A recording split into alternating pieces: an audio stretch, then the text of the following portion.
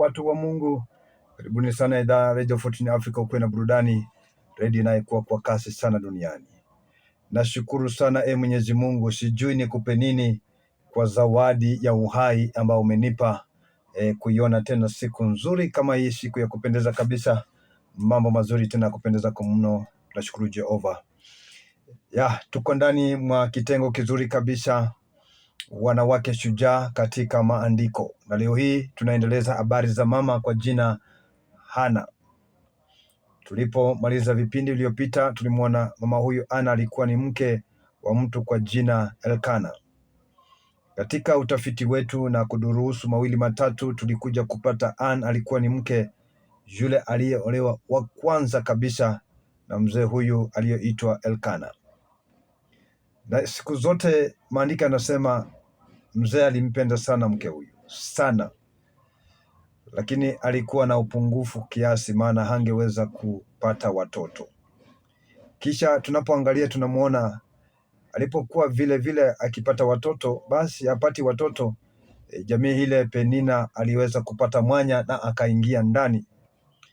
Hii inaonyesha wazi katika habari za wanawake shujaa. Penina katika uhai wake na siku za uhai wake katika ndoa hii alikuwa na wivu sana na mke huyu Ana. Alitafuta jinsi ya kuweza kumwaibisha kila kuchao. Wakati mwingi alitamani sana aone aibu inamfuata Ana kila siku. Penina alikuwa na ubora wa kupata watoto. Penina alikuwa na ubora wa kupata watoto, na sababu hii ilimfanya akawa mtu mwenye kiburi sana, na siku zote aliweza kutamani na kuweza kuona Penina huyu, kuona Ana anapata shida za kuweza kusurvive katika ndoa hii. Ukisoma wa Samueli wa kwanza mlango wa kwanza mstari ule wa 6, Ana alimtumainia Mungu siku zote, licha ya kuweza kuishi maisha haya ya shida, kuchekelewa, kudhaikiwa, kusukumwa, kuonewa na mambo kadha wa kadha, lakini kwa sababu ya haya yote tisa, alikuwa mtu aliyejua makusudio ya Mungu. Penina alifadhaisha sababu nyingi zana zake, kwa sababu alikuwa amefahamu mama huyu ni tasa. Basi alitumia njia nyingi zote kuona ni kwamba anabaki akisononeka, kuishi maisha ya kuwa na hali ngumu. Lakini Mwenyezi Mungu hupanga mtu kwa wakati wake. Inawezekana ya kwamba kwa wakati huu Ana alionekana dhaifu na asiyoweza kupata watoto, lakini Bwana Mungu alikuwa na makusudi yake siku moja ya kwamba mke huyu atakuwa na mtoto.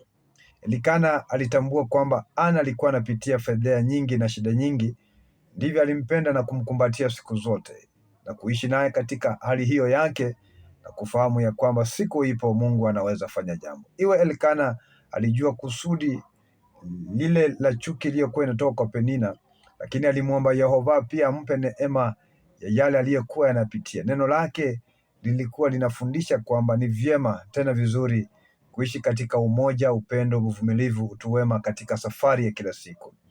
Alionekana kwamba, jinsi tulivyosema vipindi vilivyopita, ni mzee aliyependa kusafiri, na siku zote alisafiri pamoja na jamii yake kwenda safari za mbali. Licha ya wivu, chuki, majivuno, kujipiga kifua kwake Penina, lakini pia naye aliishi kujua kwamba huyu ni mke aliyopewa, nitaishi naye katika safari hii. Asubuhi mapema, kila wakati ulipoamka, aliwatia moyo na kumwambia Ana, jipe moyo, siku yako Bwana atatenda. Baada ya kusafiri siku nyingi, tulisema tena katika vipindi vilivyopita, alionekana ni kama kwamba anachoka na safari ile, maana mambo ya kukua mazuri sana kwake. Lakini siku zote alipofika Shilo, alikimbia madhabahuni na akawa na tabia zile zile za kwamba Mungu atatenda jambo. Kama kitabu kile cha Samueli wa kwanza 1:18, Biblia inatoa habari njema, inasema kumhusu uzuri na tena asili yake, utulivu uliokuwa ndani yake, na kwamba alikuwa mtu amependa kumpendeza Mungu,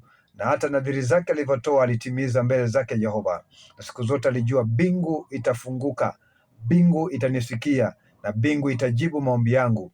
Yehova anaweza kushinda tatizo ambalo unaona ni kubwa na kulifanya kuwa dogo. Mambo yaonekanayo yameshinda wanadamu, kwake Jehova hayajamshinda milele. Siku zote tunapohisi tumelemewa na kuhisi ya kwamba tumebaki peke yetu, kiasi ambapo vitu havituendi vizuri, tujipe moyo kama Anne na kuzungumza na waziwazi na Mungu na kumwambia katika mioyo zetu, inawezekana, nimsikilize Mungu na sala zangu atapokea.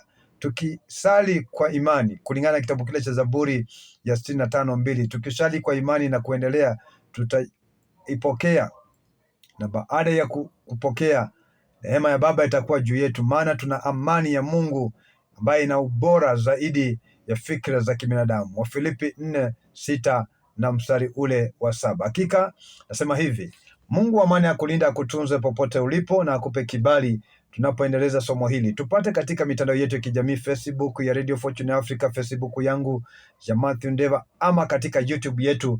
Utapata vitu hivi kwa urefu zaidi na kwa utendeti na kwa mapana zaidi. Asante, langu jina Ndeva Matthew. Pia unaweza simama na kituo chetu, radio yetu, Radio Fortune Africa, na kichache ulicho nacho unaweza tuma kuwa baraka kwetu, kutusaidia kusalia wani daima na hata kuvuka kufika sehemu ya pili tunaita FM 4561468.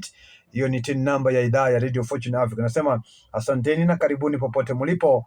Hii ni redio yako inayekuwa kwa kasi sana dunia nzima.